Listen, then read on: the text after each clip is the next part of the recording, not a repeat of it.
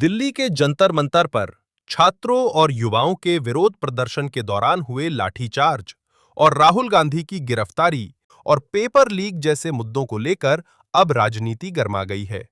रीवा में एनएसयूआई ने सरकार के खिलाफ मोर्चा खोलते हुए जमकर सरकार के खिलाफ नारेबाजी करते हुए कार्यकर्ताओं ने विरोध जताते हुए बीजेपी कार्यालय के घेराव करने का प्रयास किया, लेकिन कार्यकर्ताओं को रोकने के लिए पुलिस ने चाक चौबंद व्यवस्था कर रखी थी और भारी पुलिस बल की मौजूदगी में बैरिकेड्स लगाकर बीजेपी कार्यालय के पहले ही उन्हें रोकने की व्यवस्था कर रखी थी।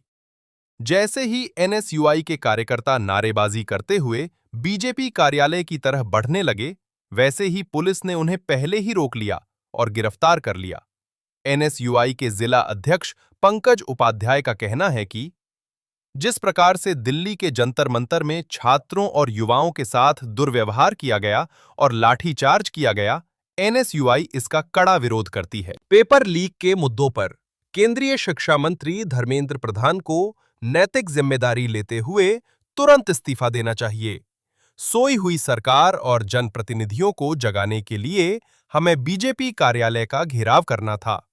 जिला अध्यक्ष ने कहा कि अब देश का युवा और छात्र जाग चुका है और वो अपने अधिकारों के लिए सड़कों पर संघर्ष जारी रखेगा।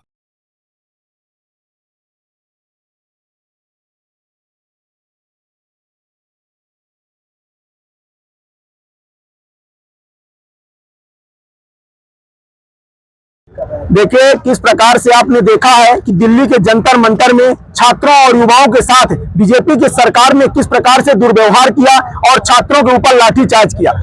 ये कहते हैं कि पेपर लीक करना कानूनी है और उस पर आंदोलन करना गैर कानूनी है, तो ये गैर कानूनी काम एनएसयूआई सदैव करती रहेगी, सड़कों पर संघर्ष करती रहेगी और छात्रों के हित के लिए लड़ती रहेगी।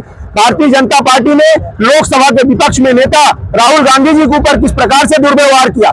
छात्र सोचिए, इतने दिनों से 25 दिनों से सोनम वांगचुक जी धरने में बैठे हुए, मांग क्या है? सिर्फ मांग इतनी है कि धर्मेंद्र प्रधान जी जो शिक्षा मंत्री है उन्होंने पेपर लीक, उन्हीं के करीबी के लोगों ने कोटा सीकर में पेपर लीक कराया है। धर्मेंद्र प्रधान जी को इस्तीफा देना चाहिए, लेकिन भारतीय जनता पार्टी आज सोई हुई है। उसी को जगाने के लिए आज बीजेपी कार्यालय का घेराव व ताली थाली बजाओ कार्यक्रम है हमारा। जो बीजेपी के जनप्रतिनिधि, चाहे हमारे मध्य प्रदेश के डिप्टी सीएम जी हो, हमारे रीवा जिले से आते हैं, वो तक सोए हुए हैं। क्या कोई जनप्रतिनिधि ने छात्रों के विषय पर आकर बोला? किसी ने एक शब्द नहीं बोला। ये बड़ी शर्म का विषय है। छात्र युवा जाग चुका है और सड़कों पर संघर्ष करने को तैयार है। ये लड़ाई आज बीजेपी कार्यालय तक जाएगी और 100 जनप्रतिनिधियों को जगाने का काम करेगी एनएसयूआई। और जेन जी, युवा अब जाग चुका है, अब रुकने वाला नहीं है, ये लड़ने वाला है और इस बार सड़कों में एनएसयूआई का दिखेगा संघर्ष। देखिए, ये नीट घोटाले को लेकर छात्रों का प्रोटेस्ट था यहाँ पर, एनएसयूआई का प्रोटेस्ट था। तो इस प्रोटेस्ट में उन लोग यहाँ तक आए थे। आगे चूँकि ऐसी कानून व्यवस्था की स्थिति की नर्मता हो, इसलिए हम लोग ने यहाँ उनको बताया है। तो उस हिसाब से उन्होंने फिर यहाँ से आगे परिस्थिति ऐसी बनी तो उन्होंने फिर हम लोग ने गिरफ्तारी दी है इस संबंध में और उनको आगे कार्रवाई कर जा रहे हैं। ऐसा कुछ नहीं हुआ है अभी।